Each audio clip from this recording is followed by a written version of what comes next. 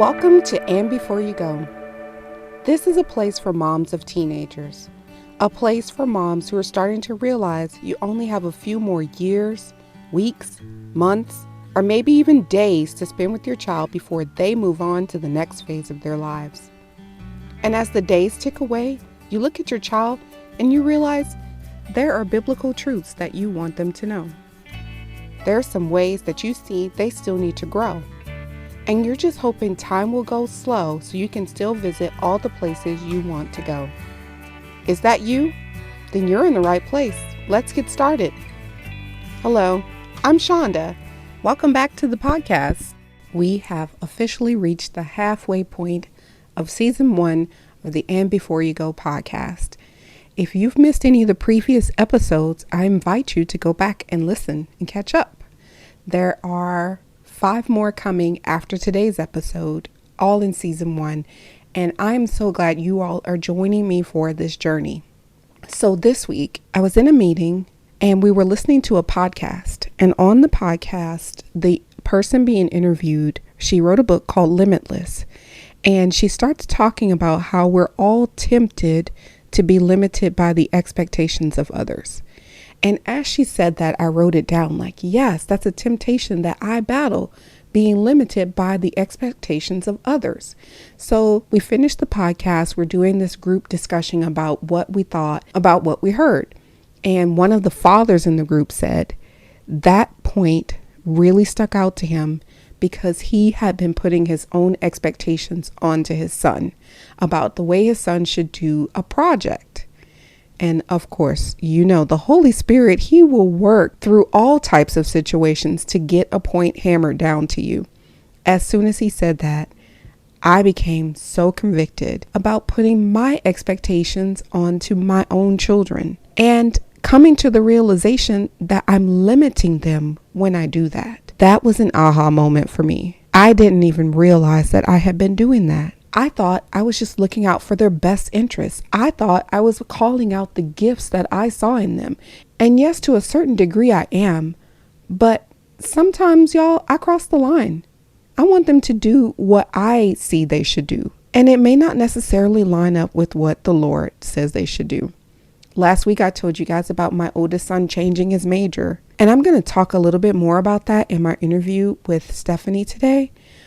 But I also wanted to tell you that this week, driving in the car with my middle son, he said, I know what I want to do with my life. And I've been waiting for him to discover this. Our high school has tracks and plans, and it's almost like choosing a major for high school. And in 8th grade, these 13, 14-year-olds are expected to pick a track. Well, my middle son said, I don't want to pick a track. Just give me the generic path. I don't know what I want to do yet. I mean, like, really, he shouldn't have to. At 13, 14, who knows what they want to do with their life? At 40, I didn't know what I wanted to do with my life. So how can we expect them to know at 13 or 14? So this week, as we were driving down the road, Brandon turns to me and says, and actually, y'all, he was driving because, you know, got to get those practice hours in. He says, I know what I want to do with my life. Do tell, Brandon, what do you want to do? And when he told me what he wants to do, it so fits his personality. It fits everything that he's done in the last few years, everything that he's revealed to me about himself. It fits. He found it on his own. And I'm so happy about it. And I'm so glad that I learned the lesson of not pushing my expectations onto him and limiting him by what I thought he should do. And I'm excited to help coach him along on the journey because I'm a good coach. Tell me where you want to go. I'll help you get there. So that's my plan for Brandon. I'm not putting my expectations onto him. I'm just helping him with what he has revealed he wants to do. And that's what our mom in this week's interview is doing as well. This week, I'm joined by Stephanie Ravenscraft. Stephanie and her husband Cliff have been podcasting for a very long time, and I have been listening to their podcast probably since the very beginning. About 2005, I discovered them, and Stephanie's son is about to graduate, but he's chosen a less traditional route. He's not going straight into college. Well, actually, why don't I just jump into the interview and you can hear all about it. Well, I'm so excited to be joined by Stephanie Ravenscraft. Stephanie, it's a pleasure for you to join me. It feels a little like I know you so well because I've been listening to you podcast for almost 15 years, maybe? Yes. Like Yes. on listening to every podcast that you and your husband have put out over the years. I feel like I know you. I feel like I know your kids. And you're at this point in your life where you're in a transition. Like you have 3 kids. Why don't you see, here I am, the stalker telling everyone about your family. Why don't you tell everyone about your family? Very well. So I have 3 children. They are 19, 17, and 14. My oldest daughter just finished her freshman year at Western Kentucky University. That's what it's called. And my 17-year-old son will graduate from high school in like a week and a half, in like 10 days. I think it's unreal to think that I have another one finishing high school now. And my daughter is finishing up my youngest daughter is finishing up the 8th grade and will freshman year in August. Oh, yes. So a lot of transition. A lot of transition. All at once. I just wanted to talk to you because your son, he's going a more non-traditional route than your daughter did. She graduated high school, went on to college. That's kind of the traditional route. But your son's doing something different. You want to talk about that? He is. So Matthew will be starting his own business in June is what we have said. And he is really excited about that. And he still is defining what that will look like and what he wants to focus on. So right now he has a lot of ideas. He is going to explore the fulfilled by Amazon route, where he will purchase product in bulk and then label it and send it off to Amazon, and it will be posted to their site. And if someone buys it, Amazon then ships it to them, but it was provided by Matthew, whatever company name he comes up with. So like if you buy things off Amazon, you can see in the bar who you're buying from. And then Amazon just fulfills that order for them. And so he's going to try that for a while. He is going to try selling things on eBay, but also he wants to get better at his digital editing, audio editing, video editing, and maybe exploring some things there. And he is really excited to work for himself and to focus on the things that he is passionate about without continuing to be in a classroom every day. And he even says to us, he's like, if I come home and do this for a year and I find out that this is not what I want to do and I'm not enjoying this, I will probably consider going to school to be an engineer. Matthew is really talented in math and in all things STEM related that I don't even understand most of. And so he says, but I want to give this a try. I want to do this and give this a try. And if it doesn't work, then I'll think about and talk about going to college and what I would do there. But I want to try this first. So it's almost like a gap year. He's going to take a year, yes, try something he's passionate about and reassess in a year. But if he wants to continue down that path or maybe try a different path. Absolutely. Tell me, as the mom, how do you feel about this next season for him? I feel a little mixed feelings about this next season for him. I will tell you that there is a comfort and maybe a satisfaction that he's not leaving the house yet. Matthew is my only boy. And that is a special bond for me. Not that I don't have special bonds with my daughters, because I do with each of them, but there is something about he is mama's boy. And so there is a very happiness in my heart that he is not leaving yet, because I think that there's a big part of me that's not ready for that yet. There is that part where I am glad that he's staying home because I'm not emotionally prepared for him to go yet. That is a very honest statement. Yes. And then there is the other side where I'm like, but is he still going to be, dependent on, I'll wake him up every morning for high school because I can, not because I have to. I could very well tell you, dude, you are 17 years old and it is time to wake yourself up. And that is what I will tell him when he has graduated and it is time for him to wake up and work every day. You need to take the initiative and get yourself out of bed. This is the beginning of the rest of your life. And just because you live with mom still doesn't mean that mom still needs to do the things that I did for you when you were still my little boy, because he's really not. And while my heart struggles with that, I am trying to put actions into place that make it clear that he's no longer my little boy.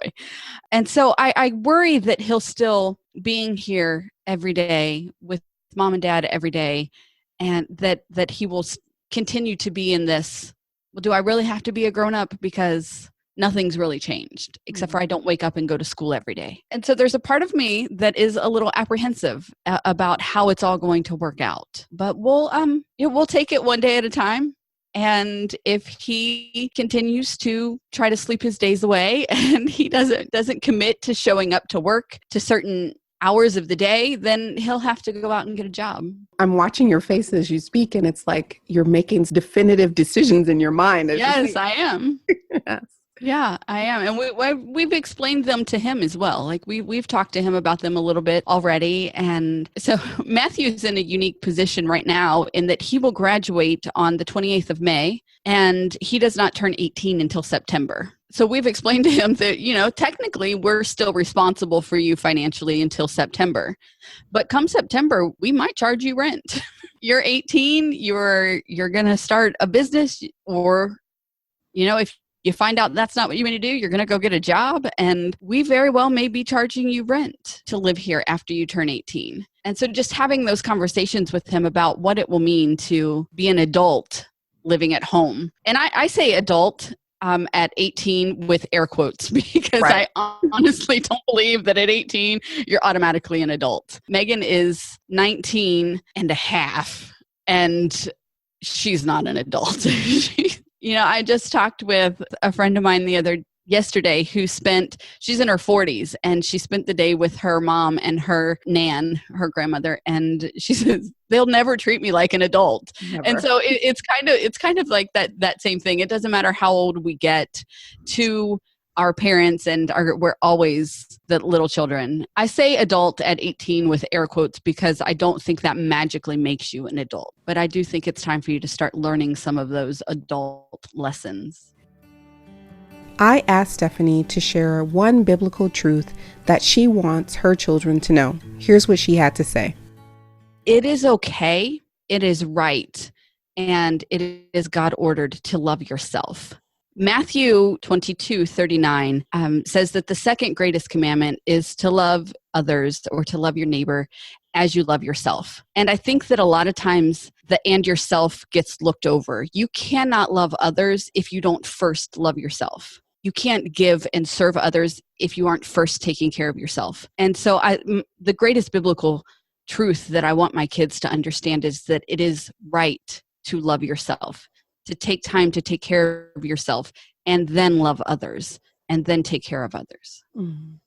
Right. It's like the vessel can't pour out if there's nothing inside of it. Exactly. Yes. And that's a lesson I didn't learn until I was well into my 30s. Has there something in their lives you've seen that makes you want to push that forward to them? Or is it from your own experience that you want to make sure? It's a little bit of both. Mm-hmm. It's a lot from my own experience. I don't want them to spend the early parts of their adult life never taking care of themselves, because that's what I did. And at the end of my 20s into my early 30s, I was severely overweight. I was I won't say unhappy, but unsatisfied in that I was always giving, and there was nothing left at the end of the day to take care of myself. A lot of it is from personal experience.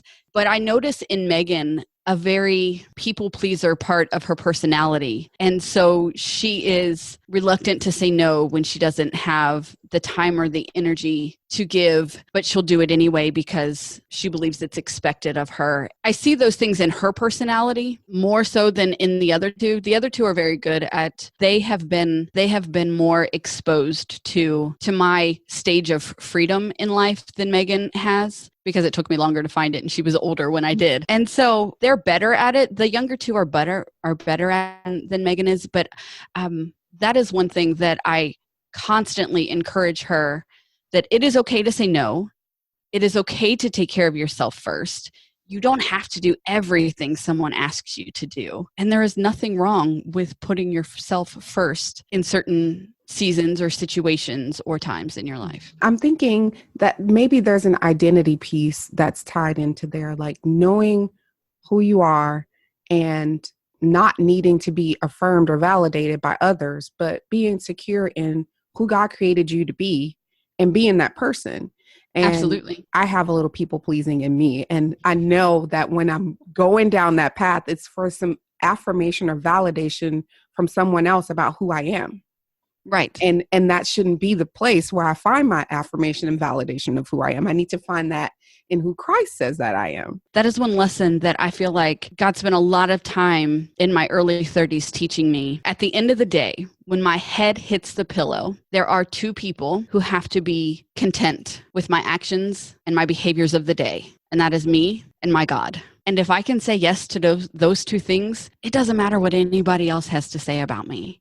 You know, the things that you will be able to do when you are not constantly concerned about what other people are thinking about you, about what you're doing, about who you are, because it is not for anyone else to say who we are. That's not anyone else's job to say who we are or what God put us here to do. That is between Him and me. Oh my gosh. When you said that, that brought up something else. My oldest son, he's also 19 and just finished his freshman year. And halfway through this year, he changed his major. And I'm like, what? That's not who I told you were going to be. But the major that he's changed to is totally who the Lord created him to be. Right. That doesn't fit with this perfect plan that I laid out for him, but it totally fits with the perfect plan that God laid out for him. So I just have to put my mama wants to the side and let him and God forge their own way. I believe wholeheartedly that my children are not my own. They are God's on loan to me. I love them more than words can actually say. And I think any mom could say the same thing, but they're not mine. They're His. And I have to trust the path that He has had them on. I have to trust in myself and the lessons that He's taught me that I'm passing on to them. And then I have to trust the lessons that He is going to teach them on His own. It's not always easy. You know, I don't need easy. I just need worth it, which is the Ravenscraft motto. That's what we live by here. So that one point led us down a very winding path, and I like where we ended up on identity and finding our identity in Christ. That is a lesson that I struggle with still to this day. I talked about being a people pleaser. I talked about earlier being limited by the expectations of others. What freedom we forfeit when we fail to find our identity in who Christ says we are. Paul says it's for freedom that we've been set free. So why would we allow ourselves to be bound again by a yoke of bondage? And that's exactly what it is when we find our identity in what other people say and what other people believe about us. If we can teach this truth to our children before they leave our homes, we are setting them up to walk in freedom. Next, we turn to growth, and we talked about the ways Stephanie feels her children need to grow. The number one practical skill is self-reliance, to learn to rely on themselves. Well, I'll tell you a story. So last August, we dropped Megan off at Western, which her school is 3 hours from home. So it's just far enough away that she can't come home every weekend, but it's still close enough that, year of times throughout the semester and, she's not gone the whole time. So we drop her off in August. It is she's been down there maybe 2 weeks. She had what in my 18-year-old daughter's mind was this huge catastrophe. Her roommate had purchased the carpet, the area rugs for their dorm, and milk had spilt on an area rug. And Megan is the one who had spilt it. And she didn't buy the carpets, and so she felt like it was just the end of the world and that the roommate was going to be so mad and all this. So her first catastrophe, I am ready to jump in the car and drive the 3 hours to fix it for her. My husband actually had to hide the keys from me, I think, because it took a lot of self-control on my part to say, okay, I have to trust that she can handle this on her own, and I have to teach her that she can handle this on her own. And so we looked up ways to, how do you get sour milk out of a carpet? Because she thought she got it all cleaned up, but then it didn't. And so a couple of days later, like the smell was just horrid. And so we're doing all of this stuff and all of this research so that she can get this carpet clean. And she did it on her own. We didn't have to replace the rug. She got it clean, and they spent the next, 8 months milk free. And but at her first catastrophe, I was ready to jump in and be mom and fix it for her. But I have to trust that I have taught her the things that she needs to know, or I can guide her in the way that she needs to get to where she can do it on her own. And so with Matthew finishing high school and turning 18 in the fall, and Megan, starting her sophomore year, self-reliance and learning to do things on their own, I will always be here as a sounding board, as a helper, but I am no longer the one to come in and fix it for you. It's time to start fixing your own. When Megan first left, actually before Megan left, I recorded a podcast. It's actually titled Overjoyed, and how excited I was that she is at the beginning of her journey. This is the start of the rest of her life. This is where our books break off. Megan's story started in my book, but now it's her own, and it's her own story. And I, at the time, was so excited and so overjoyed for that. And I'm saying those words out loud in a podcast, and my heart is like, but am I ready? It's easier when I was the author of her story. It's easy when they're preschoolers and toddlers and their friends were my friends' children. And so we go through all of these different stages where they go through elementary school and middle school, and they start making friends that we don't know.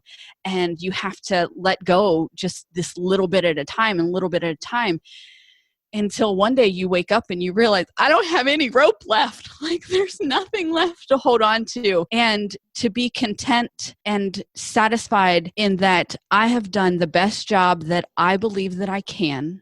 And now it's time to let them hold their own rope. Any other moms out there need to raise their hand and say, yes, I need to allow my children to solve some problems on their own while they're still in my home, so they can be prepared to solve problems on their own once they leave. I don't even want to tell you all how many times I drove to the college campus the first few weeks that my son was away. It became a running joke with my friends. Have you seen Braylon today? Did you go by the campus today? I finally had to come to the point where I had to let him solve his problems on his own. And you know what? He figured it out. Does he still call with questions? Of course. And I'm so glad that he does. I'm happy to be his sounding board, but he's making some major decisions on his own, and I'm happy about it. When we turn to the issue of slow and making memories, Stephanie didn't have any specific place that she wanted to go or a memory that she wanted to make, because here's why. There's nothing specific that I want to go, or nowhere specific that I want to go, or that I feel the need to do. I live in the present every day with my kids. We are making memories every day, every moment. I am trying to make life fun and enjoyable at the same time that I'm trying to teach them the lessons that they need to leave. And I've spent most of my time as a mom saying, I'm not raising children, I'm raising adults. The end game, the end goal is that they will leave my house as morally responsible, independent individuals. That's the goal. I'm living in the moment, in the present, every day with them. So I don't know that there's anywhere that I feel like I need to go to make a memory, because I'm doing that every day on a daily basis. As we wrapped up our time together, I asked Stephanie to talk about the transition that she's experiencing in her career. She's going from being a stay-at-home mom to being a work-at-home mom. Here's a little bit more about that. I have always known that God was calling me to share my story, to share my life and my experiences, and that day would come. And I lived in the contentment of knowing that would come for the 18 years that I was a stay-at-home mom, and loved every moment of being the one who heard about their day first thing after school, and to be the one who picked them up when they were sick and had to leave school early. Loved every moment of that. but held on to that contentment that there was something for me to do when this season was over, when this time was over. And I didn't know when this next season would begin. And I have to say that God works in his infinitely perfect timing. And I grew into what I'm doing now very organically. So my husband and I hosted our very first conference last year called Free the Dream. And it is about freeing whatever it is that you feel like you are made to be doing. And I was speaking at the conference, and so many people kept saying, Stephanie, what are you doing? What are you doing? Like, what are you doing? And I didn't know. And Cliff and I talked that I was going to start a mastermind, and I was going to facilitate these groups of women and help them break free to whatever their next is. Several of us are in this stage where our children are leaving, and what's next for me? And so I am living absolutely in what I knew God was always calling me to do, helping women work through whatever is next for them. So I'm working most days, but I still want to be present and not miss anything with school. And so this transition has been exhausting, but it has also been rewarding and fulfilling. Knowing that I am making a difference and knowing that my story is making a difference is beyond anything that I could have ever imagined. Thank you, Stephanie, so much for sharing all of your thoughts and your parenting wisdom. It's been a great conversation. I'm hoping that other moms are getting as much out of it as I did. And if they want to reach out to you to find out more about the mastermind that you're doing, where can they find you? StephanieRavenscraft.com is the website where you can find both my podcast, Thriving Mosaic, and the application and the information for the Free to Thrive Mastermind. Hope you got a lot out of this week's episode. When Stephanie shared the illustration of this season being a time where our children start writing their own book, how their story begins in our book, but now it's time for them to write their own story in their own book. And we're not the author of that story, they are. Those points really hit home with me. I hope it hit home with you too. Give your young adults the pen. Let them write their own story. Point them to the one who will go with them and send them off with confidence. Intentional launching, covered in prayer, guided by the Holy Spirit, produces peace. That's what this podcast is all about. And earlier in the podcast, I said there were 5 more episodes in this first season. Actually, there's 6. And I am so excited about the next episode. We're going to be talking about mom guilt with my friend Kelly Reese. I can't wait for you to hear Kelly. She is a ball of energy and she has great mom insights. In fact, why don't you go ahead and follow her now on Instagram? She's Ministry and Motherhood. She's also on Facebook under the same. Follow Kelly Reese, and then next week you'll get to hear from her on the podcast. Okay, are you following me on Instagram? @andbeforeyougo. I'll see you there. Also, would you do me a favor and rate this podcast wherever you're listening to it, in iTunes, Stitcher, Spotify, wherever you listen? If you would give it a rating, that helps other people find it. Do you have a friend who's in the same season who might enjoy these episodes as well? Feel free to share it with them. I'd love to have them join our little community too. See you next week.